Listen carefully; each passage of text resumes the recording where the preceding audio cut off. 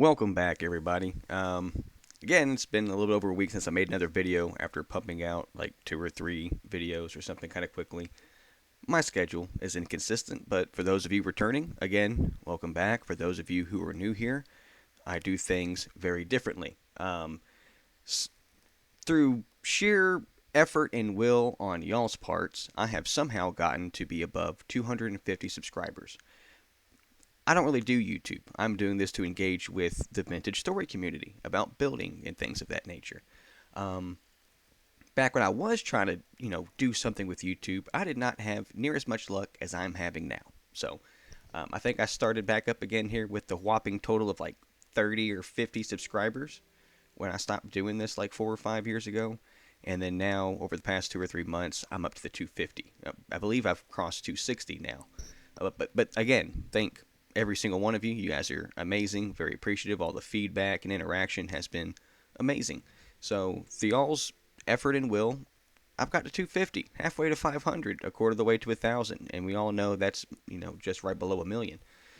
So thank you all so much. I wanted to do something special, but I wasn't really sure what to do.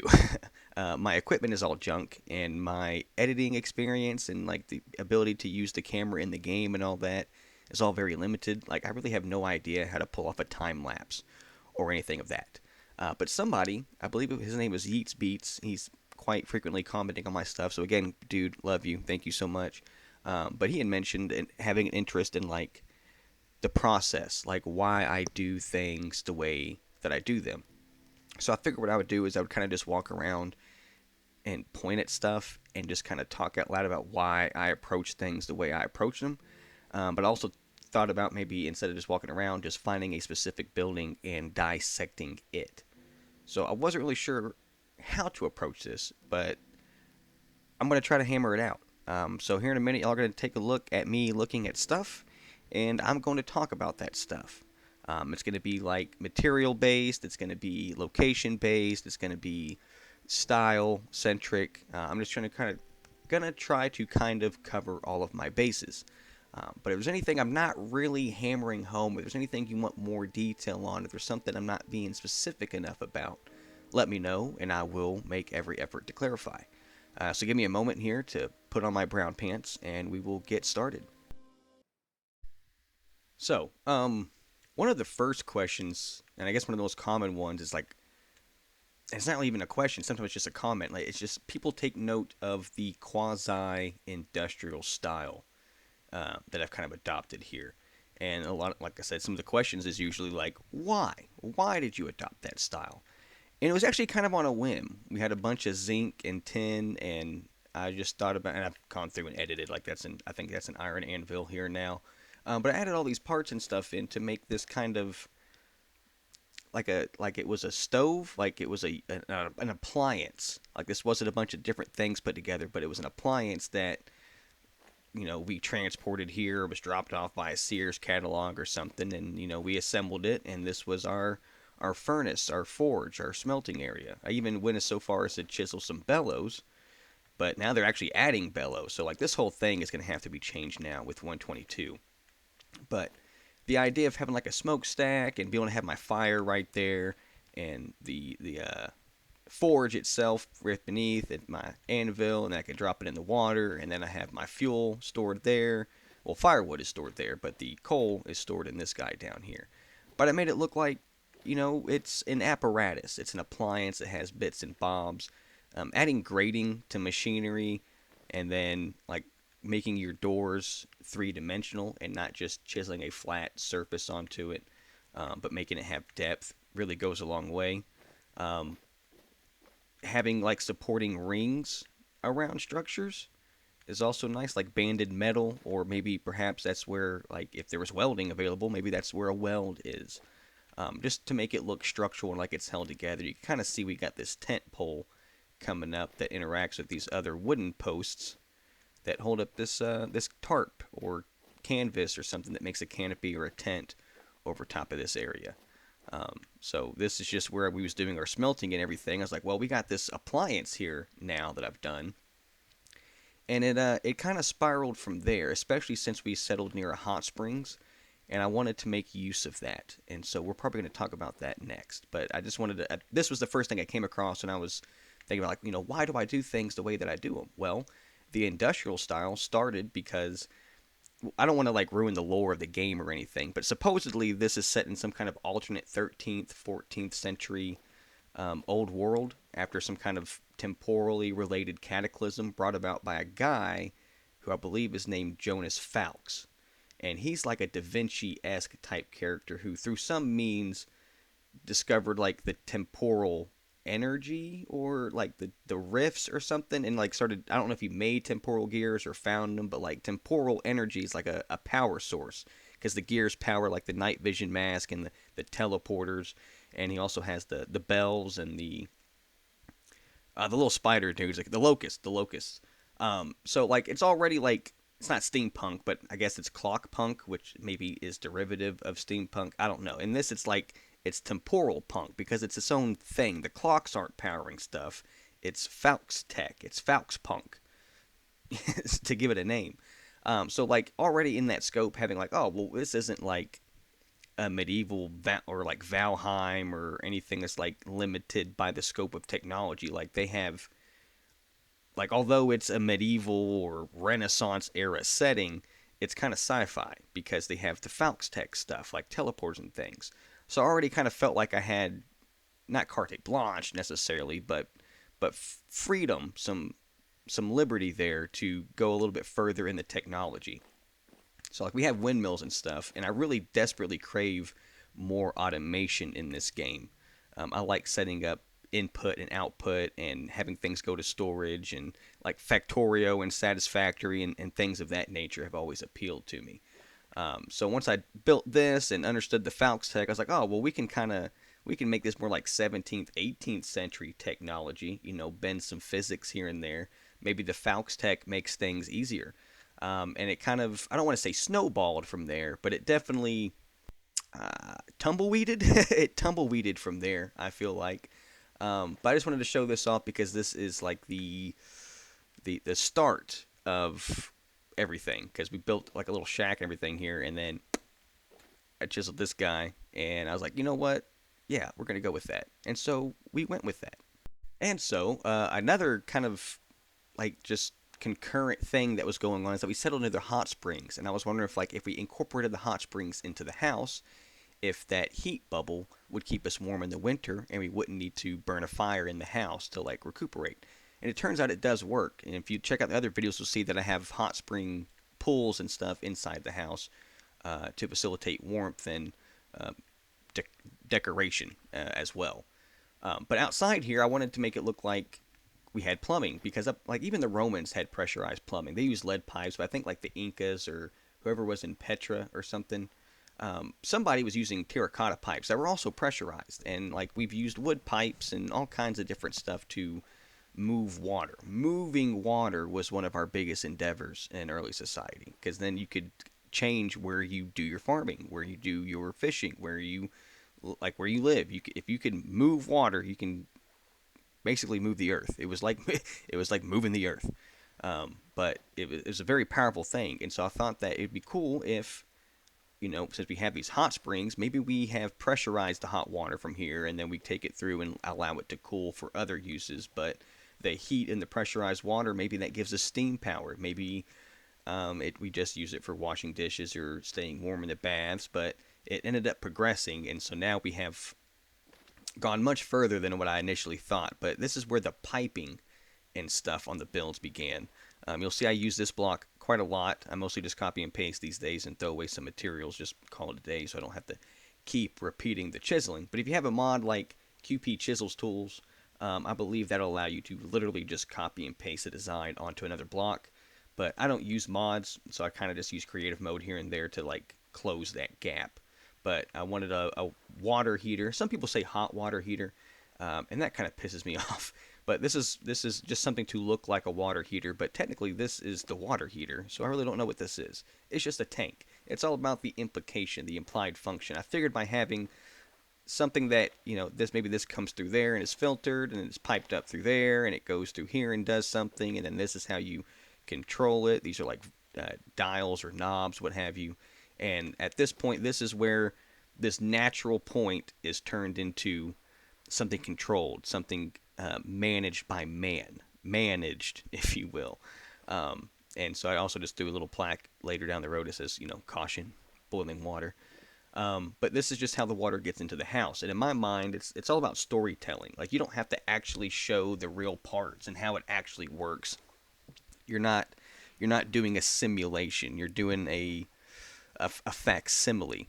I really don't know the exact words here, but you don't have to, like, these pipes don't actually have to be the way the pipes actually work. This doesn't actually have to look like a real life machine. It just has to look like a machine that interacts with the water and does something with the house. And I think the way I did that here, accomplishes that. It kind of looks like an Archimedes screw where something might carry water up, or maybe it's just the pressure itself that pipes the water up into here. But knowing the scope of the technology available, and then just using your mind's like natural ability to imagine things, this looks like a system, and this system must connect to other systems. Your brain should automatically understand that in the back of your head.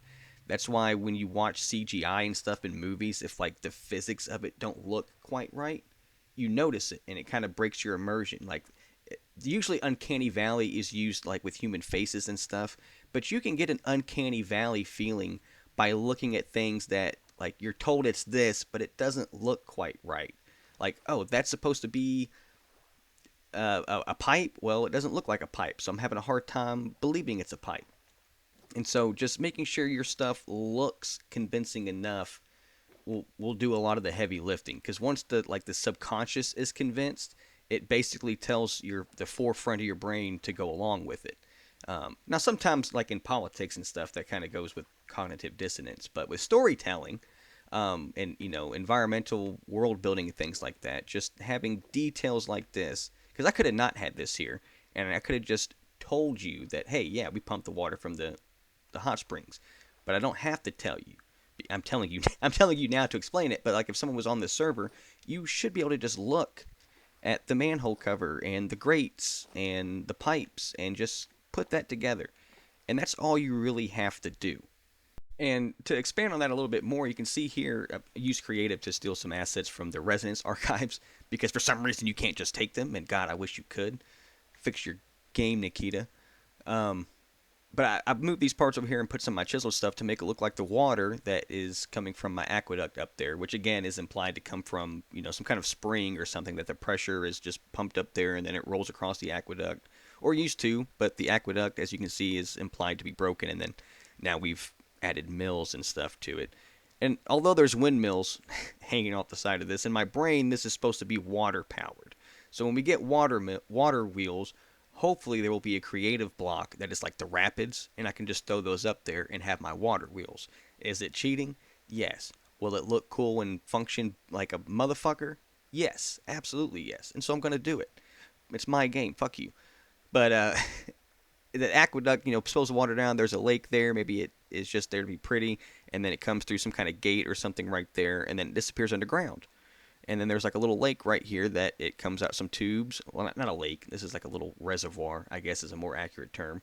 Before water falling down, and there's this gear with some pipes and other stuff and a drain down there and some iron trap doors to make it look like the water goes off somewhere.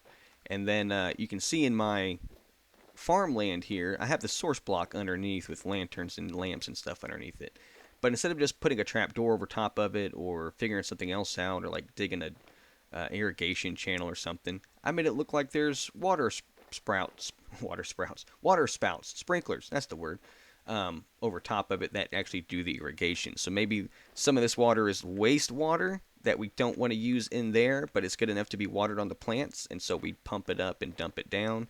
Maybe when it goes underground, it gets separated and filtered in some kind of way, and or imbued with fertilizer, and then pumped out through these pressurized valves. But there's also, valves and dials on the back, so we can control the flow. And again, this is a lot of copying and pasting, but if you have QP Chisel Mod or some other equivalent, it'll be a lot easier for you. But this was resource intensive, you can see, but I have metal base plates, and then you could do stone or something, but the mechanical nature of it, I felt like it needed more metal. I don't want to have too much metal, but I felt like this right here needed to have the metal bases. I couldn't tell you why. I wish I could give you a reason. It just seemed right. It just seems more structural. Like although there's wood here, but these metal, bracings and stuff can actually support the weight of the water running through the copper pipe. It seemed more stable and sturdy that way. I guess realistically, you could just have a stone base and have that there and be equivalent, but for some reason, my brain decided to go with the metal. I think it just makes it look more cohesive with like the metal base plate of this guy. But now that I'm thinking about it and looking at it in hindsight, really, you could have done this in some kind of stone or something as well. But and then like I've said a thousand times before, I did use actual copper for these pipes and stuff. But you really probably could have used like polished bauxite or something for a similar effect at a much lower cost. So materials are definitely something to consider. Like I try to use what I have available. As you can see here though, once I got a hold of ebony, boom, it was game over. I love using the ebony wood for stuff. I like how dark it is. Um, and then like getting access to uh, the bloomeries, not the bloomeries, the beehive kiln, open up the different colored shingles and bricks, which I am trying to integrate more into the builds.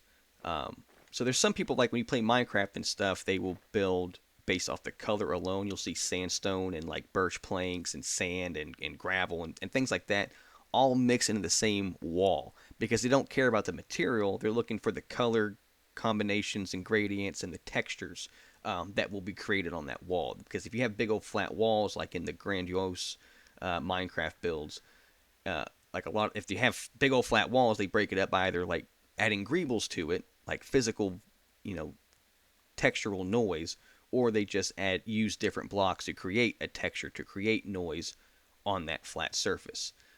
I try to operate within the color scheme of the materials. So like I wish the mud bricks and I wish there's different colored bricks and different colored shingles besides what there is. I know there's mods, but I don't use mods.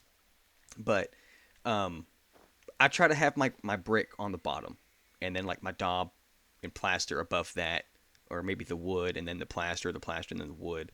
But I try to think of having the heaviest stuff on the bottom. And if you have a bunch of heavy stuff up top, you're gonna and like it's really tall, you got to make the bottom thicker. So you can think of it like a Minecraft painting, like you're just throwing blocks together that look good with the color and their texture, like their design.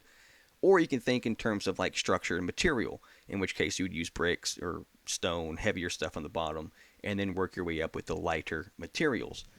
But I, I try to use a mix. Like I try to take color into consideration. Like you can see here, I'm starting with the darker clinker bricks and then working my way up to a lighter orange. Now this is like to simulate, again, like grime and stuff accumulating towards the bottom and then rain and everything having mostly kept the top clean as everything washes down, and so it has a lighter color towards the top. However, all of these materials are still brick. I didn't take like red acacia wood or the redwood planks or bauxite or anything to throw in there to ease that gradient. I could have, and that gradient might look a lot smoother, especially on a larger build, but I chose to stick with the bricks. As you can see, I'm still using light and dark mud brick for a lot of the foundations, just to try to keep that coherent.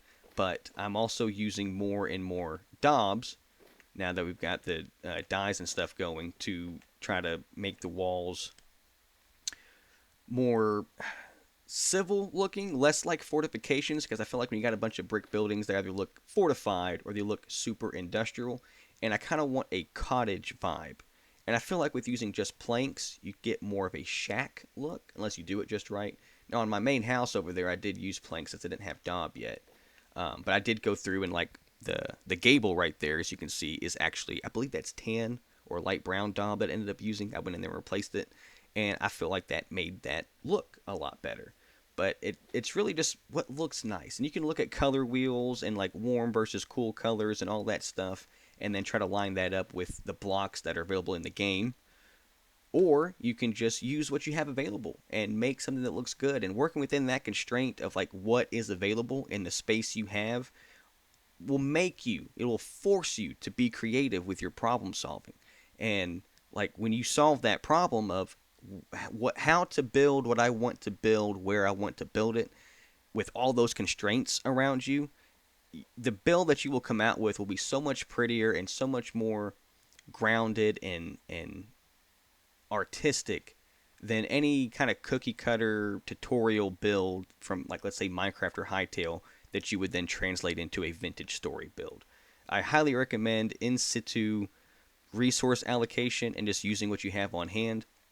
And then as you go out into the world and get more and more varied resources, just going around and sprucing things up. Now, I'm not using spruce wood here, but you see, once I got a hold of ebony, everything got framed up in ebony. I love that wood. It's a good damn wood.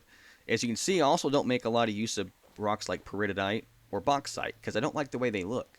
So other people view it differently. I believe there's a community from, I think it's a server called the Shadow Realm, who I think her name is like Ursa Allen Gaming. She's on TikTok and on YouTube. She's really cool, and all of her friends are really cool, and I like watching them, and they're really funny and creative.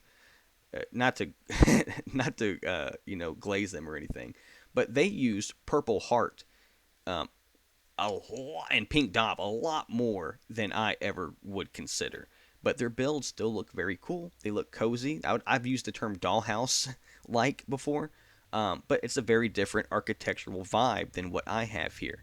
Um, but the color combinations and the materials you use go hand in hand with kind of a subjective feel that you will just create yourself. Like it's your shit. Like what do you want to see?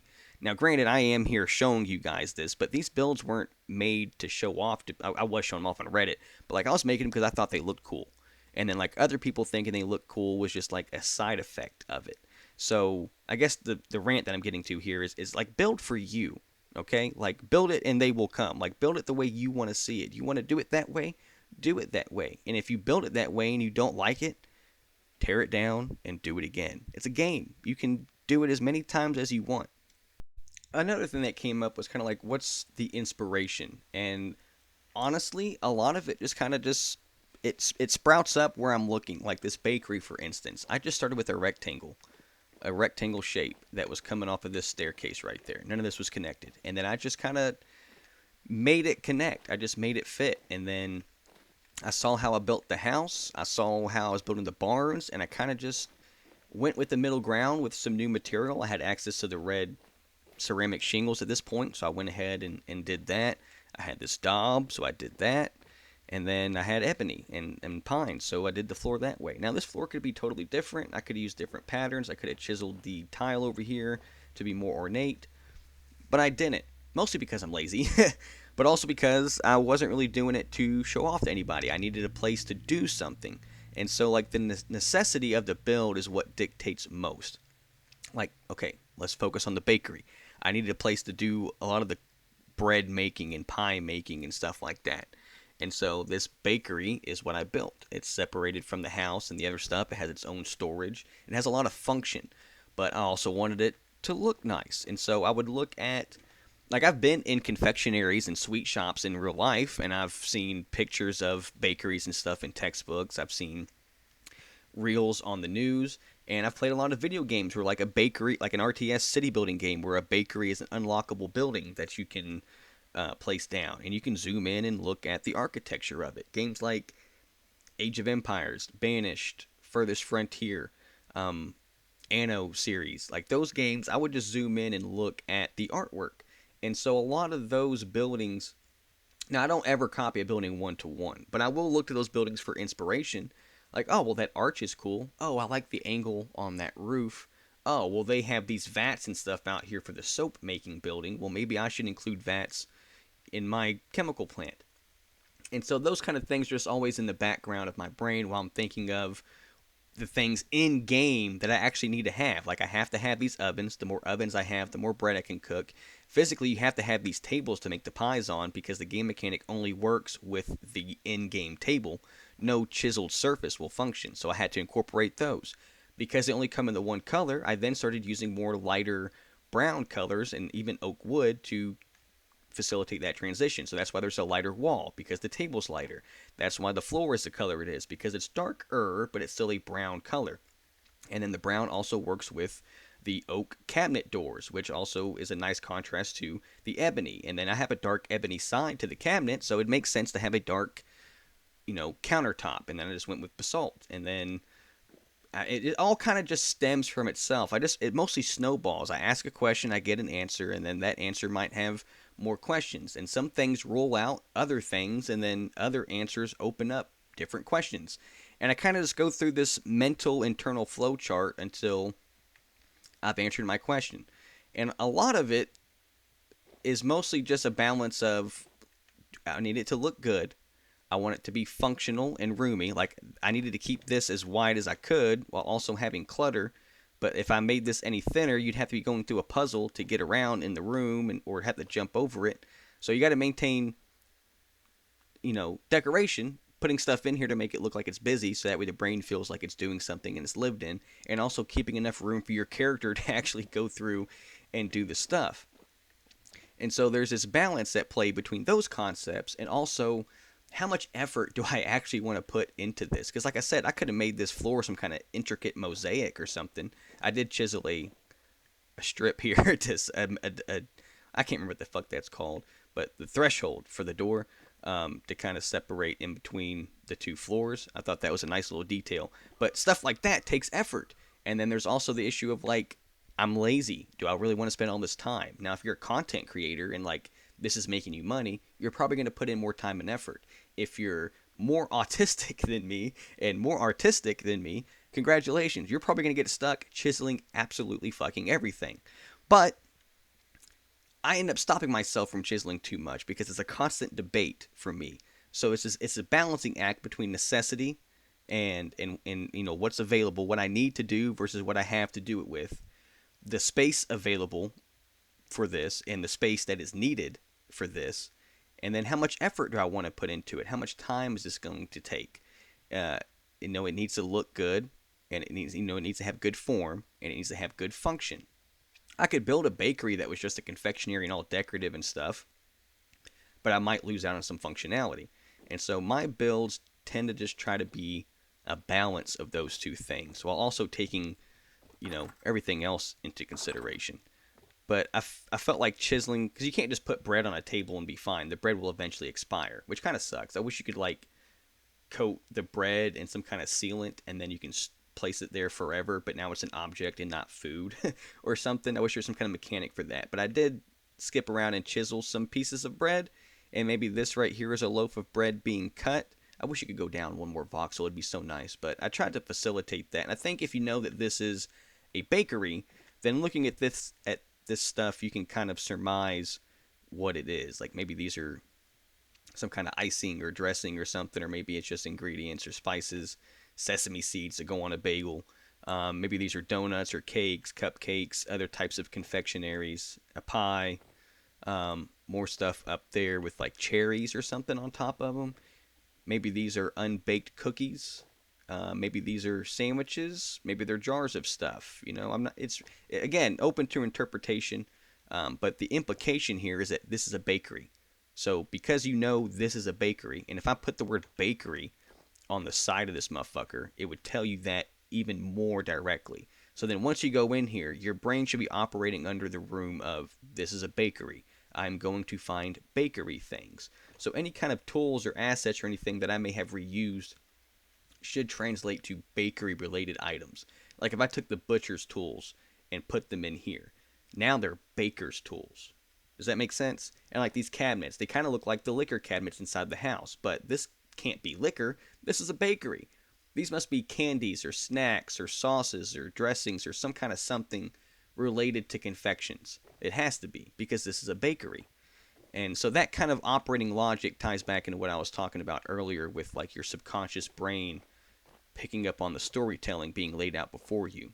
You're being shown something, and then your brain has to tell you, your perception of it, what it's seeing. And that's how you go through life, and that's how stories are presented to you as well. That's why in a stage play, they don't necessarily have to have a whole set, but they might throw a chair or a desk or a piano or a window set or something in the background just to set the stage. Because that's all you're doing with this game is you're just building a bunch of sets like on a stage that you're like, because you could just have a bunch of bloomery, or not bloomeries, but ovens in a room made out of one block, and it would function the same way as what I've done here.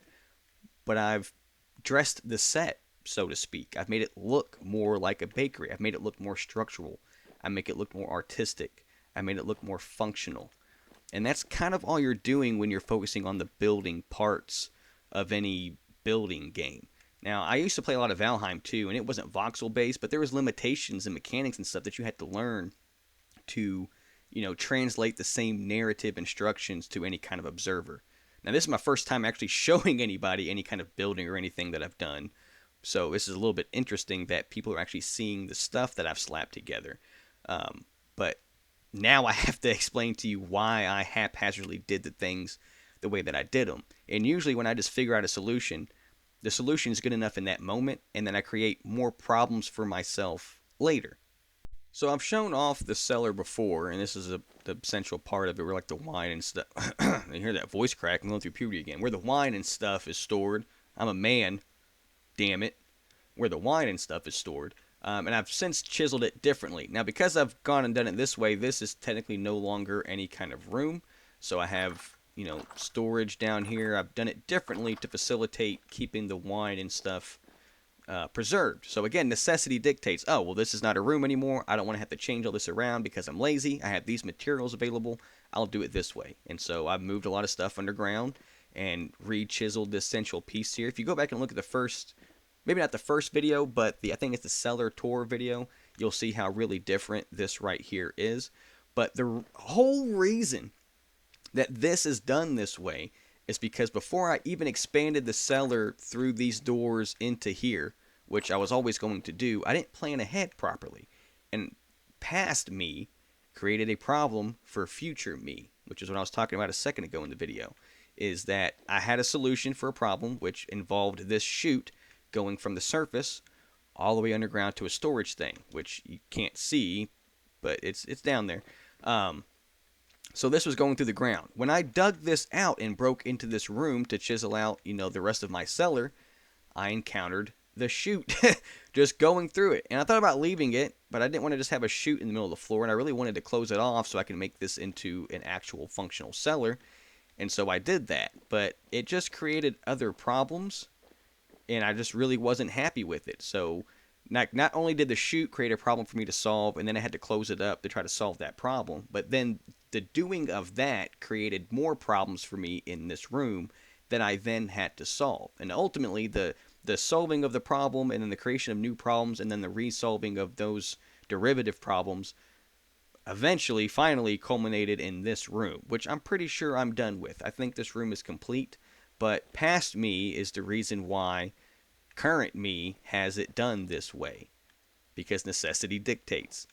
I do like how it turned out, though. Not to toot my own horn or nothing, but I felt like it was necessary to come over here and show this off because we're talking about consequences, and actions have consequences, and those consequences will ultimately force other people to take other actions, which will have further consequences. And so I guess I'm going to try to wrap this up. A couple of these have been longer than I wanted to, but you know me, I get off into tangents.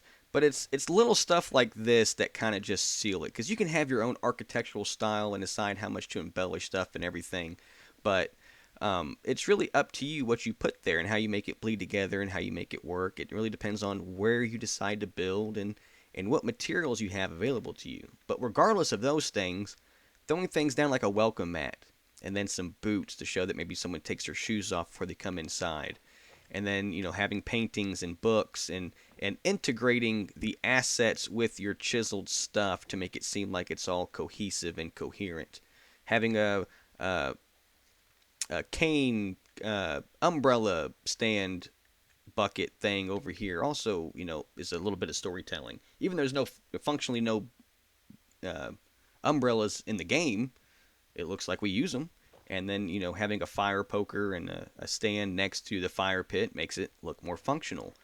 And there is alcohol in the game, and there are shelves you can put books on, but if you chisel a shelf that looks like the other shelves and then chisel other things onto it, it looks like the shelves are all coherent for the most part, unless you look too close at the ebony texture being different on what I've chiseled. But a lot of this issue is going away with the introduction of the 122 update, where you'll have custom cabinets that'll come with doors and bases and tops and stuff like that, and you'll be able to put, from what I can tell, literally anything in the cabinets.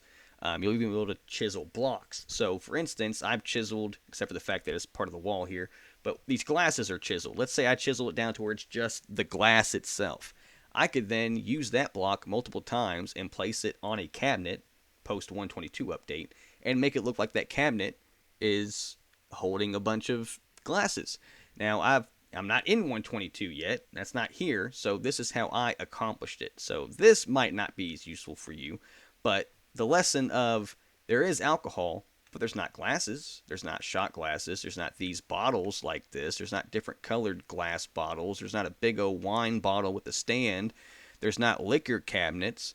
So adding that stuff in just kind of helps bleed the assets and mechanics that are in the game into what is technically possible in reality, because this game isn't reality. Duh, nothing square, but like, you understand what I'm saying? Like, it's to make it seem more real. And if you make it seem more real, you get kind of lost in the sauce. You get more immersed in it. And I think that's the important part about experiencing a build. Now, are you building something to show off on a server? Or are you building it because you're doing a world building? Or are you building it because it's a diorama, a display, a 3D model? Like, it's your art piece that you're just doing and you want to show off? All of those are different reasons to do things in different ways. I prefer function because this is my survival game where I also get to build the stuff, which is a really cool concept for me. I love it. I've loved it since Minecraft came out. So surviving and then building the thing that I get to live in is just a really cool game loop. And I really take it to heart. And I want to make it pretty. I want it to look good, which pushes me to go further explore and find different resources and to expand my operation so I have access to even more of those resources, which is where I wish there was automation and stuff in this game to help facilitate that. But maybe we'll get there down the road. What I'm getting at is it's you have the limitations of the game, and then you have what's actually possible in real life. And the purpose of a build, I feel like, if other people are going to experience it, is to be a gradient, a blending of those things. Like, oh, the game only has this, but you've made it look like you can do all of this with it. I think that's really cool, especially considering the different solutions available to you, depending on what game you're playing. Like, if you're playing Minecraft, you'll use things like anvils and minecarts and chains and stuff like that to make things look complicated or textured or just different, to create things that you can't create with, like, let's say, a regular block. You'll use brewing stands and shields and this new shelf block and all that stuff to make something look like whatever it is you're trying to make it look like. Vintage Story is super cool in that you can chisel a lot of stuff. So some things, like there's a building over there where I use trap doors for like a flat roof. I just laid them across. Was that materially cheaper? I believe it was when I did the math. However, I could have chiseled a roof using those materials and maybe a little bit more, and probably got something that looked just as simple but more artistic because it would have been chiseled. But there's a slight problem, I feel like, when you get to chiseling stuff. Oh, and this is our entry room. Like, for instance, like, you see how like, I went down to the smallest chisel I could with that. I would say that's a decent resolution chiseled tiger skin, right? And like, this is a decently chiseled backpack. It's supposed to look like a backpack. I think it looks like a backpack. But you see how that's as good as I can get with chiseling. Do you see how that compares to the actual in-game asset? So by all means, embrace the chiseling and like watch tutorials on it and get the apps and all that stuff. Or not the apps. You know, the modifications, the mods that make it easier and stuff like that to do it. But be aware that, how to explain this? There's a balancing act to be had here, at least from my perspective. Y'all might view it differently, but I'm trying to get you guys in my brain space here. This one on the left that I've chiseled these things to look like there's backpacks here next to the actual backpack asset, the entity that you have in game and have placed on the ground. And then underneath that, you can quite clearly see that the floor is made up of 1 by 1 meter, blocks, the cubic voxel construction of the thing, like the wall, the floor, the terrain outside is the 1 meter by 1 meter. The backpack, obviously, is operating on much smaller voxels than that. And a lot of assets in the game are that way. So when you're chiseling, I find that it's a balancing act to know how much to chisel. Because if you make something really super chiseled, and like detailed and fine and smooth and all that stuff, and then it's next to game assets that aren't as detailed, or the environment is not as chiseled or as detailed, like the building is less chiseled than the object inside the building. It's like having a random 128-bit texture amidst a bunch of 8-bit textures, if that makes sense. And then you can also run into the other issue where like the game assets are higher resolution. Let's say that's a 120-bit texture right there. I could only get a 32-bit texture with the game mechanics available to me and the materials available to me. And so there's quite obviously a graphical gap in between what I can create and what the game has. So that's just something to be aware of, depending on what you're building or who you are as a person, or maybe what mods you're using. It might not be as big of a deal or an issue, and it might not even come up on your radar. But it is something that I try to pay attention to because, like, the shoes, for instance, have their own resolution. Like, they're at that scale. The tools have their level of detail. And so then when I go around and like try to chisel a shovel, I can't quite imitate the level of detail on that shovel because my chisel voxel tool selector, whatever thingamajig, does not go that small. And I don't have the same color materials available that they do. Like, look at how curved the Falx handle is. You could not replicate that with the chisel mechanic. It's just, you're just not going to. And look at the skull here. Like, these assets are higher resolution than what I could probably chisel. But what you can chisel, like look at the furniture, is often higher resolution than the furniture that comes with the game. And I don't think I actually have a regular table in here. But you can see my point from the other clips that have the table visible. These types of things are just so much more detailed than the in-game assets. And so, again, it just goes back to it being kind of a balancing act. And it's really subjective. Like, I'm trying to help, but like I can't tell you like this is how you do it. This is the rules. Don't deviate from this. The most I can offer you is just kind of like my thought process and the things that I consider. And like I said before, it's mostly asking a series of questions and then giving myself those answers. What color do I want it to be? Okay, what blocks are those colors? Do I have those blocks available? How easy is it to get them? How many am I going to need? Is this structurally sound? Like, does the heavier block need to go on the bottom? Will it look weird if I switch that around? Is there a reason I could get away with switching that around? How much space does the process being done in this building need versus how much space is actually available for the build? Do I need to incorporate this with anything else? Do I need to care about how far away or how close this building is to other things? And then, like, when it comes down to chiseling, like, does this chiseled object fit here? I feel like having a chessboard next to the pool outside under an awning with some books and liquor is, like, I feel like that's good placement. You can get away with having that there. What would be weird is having that, I don't know, in the middle of a dungeon, like inside the cell. That would be weird. Why do the prisoner gets to play chess, you know? But you could probably have that where the guard sits. That probably wouldn't be that weird. So, I'm not to sound like a meme or anything, but location, location, location is the first and foremost thing, and then my questions kind of just snowball from there. How much work do I want to put into it? How much time is this going to take? Is there an easier way to do this? Will using this asset block be easier than me chiseling something custom? Will me chiseling something custom break the cohesion and the immersiveness of this build? If I use this material here, will it contrast, will it clash, or will it blend in with the other blocks or other buildings that are nearby? There's all kinds of stuff to consider, and well, there's all kinds of stuff that I consider. You don't necessarily have to.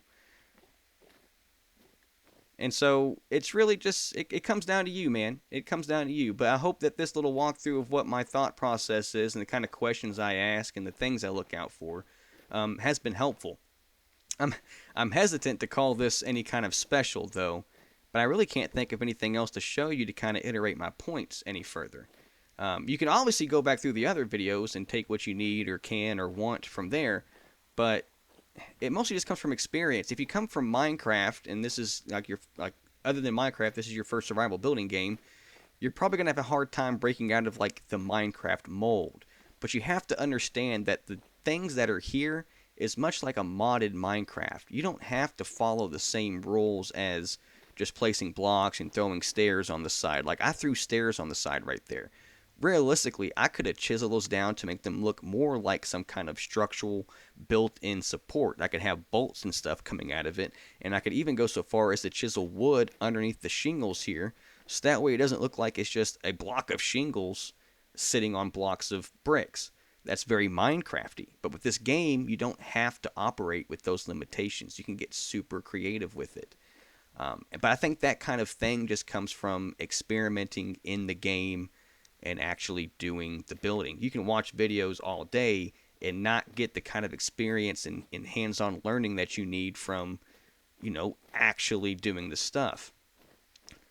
A lot of the stuff that I'm talking about here, like I've considered and I operated similarly when I was building in Minecraft and everything, but there's a lot of nuances and tricks and differences in this game that really it forced me to think about how I approach the same problems. Like I encounter the same problems as I did when playing Minecraft and building things there, but now I have different ways of solving them.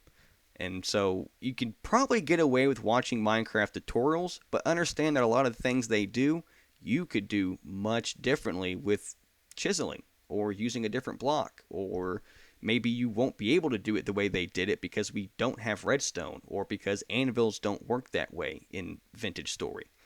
But I think that's all I really have to show over here. So, I'm not really sure how I'm going to edit this together or what method I chose at this point. I'm still just recording things. I'm going to put it together in hopefully a coherent way that helps whoever might have needed this information. Again, I believe Yeets Beats is the fellow who specifically asked for a deeper dive into like the behind the scenes thinking. Honestly though, I could probably extrapolate all this into a whole series of just like the thought process. I could honestly cover stairs, I could cover arches, I could cover pillars, I could cover decking. I used to build houses. My dad was a carpenter. His dad was a carpenter. My brothers are all, maintenance and construction. It's kind of just what we do. And I'm more of the architect side of it in a lot of aspects, but I'm also a bit more of a systems engineer. And so, though architects and engineers are quite conflicting energies, I feel like at least when I play games, I have a good synergy of those things. Form and function coming together. And I can talk about a lot of that in a lot more detail and go over the actual historical, backing of, why baseboards are there and how come there's a stair stringer and, why is there a gable and how they, what are trusses and joists. And I can go over all that stuff and laying concrete and apply that to some building advice in Vintage Story. If that's something y'all would be interested in, I could also slow down and focus on a different aspect of this video in more detail and make its own video. If there's anything I've glossed over that I didn't talk about enough, or if there's anything you've seen in the video that you find interesting and want to see more of, like, comment, subscribe to get notified, and just let me know, what kind of stuff you want to see. I am a man of the people. I live to serve, and I will do my best to provide. People have given me building suggestions, and I have gone through and built them. And I'm going to try to show some of those off to those people as well. But I wanted to do, again, this is not really a 250 subscriber special, but I did want to kind of step away from the just showing off the specific builds that I've been doing and kind of answer some questions, or at least go over some observations that have been made. Hopefully, again, this has been helpful. If it has not enough information, or if I've somehow missed a mark and I've not given you guys the information that you were seeking, let me know, and I'll absolutely try. I'll try it again. I really will. But if this is what you're after, I'm glad. In the meantime, have a good day. Stay safe. Stay healthy. Stay happy. And I will see you as soon as I get around to pumping another one of these out. Giggity.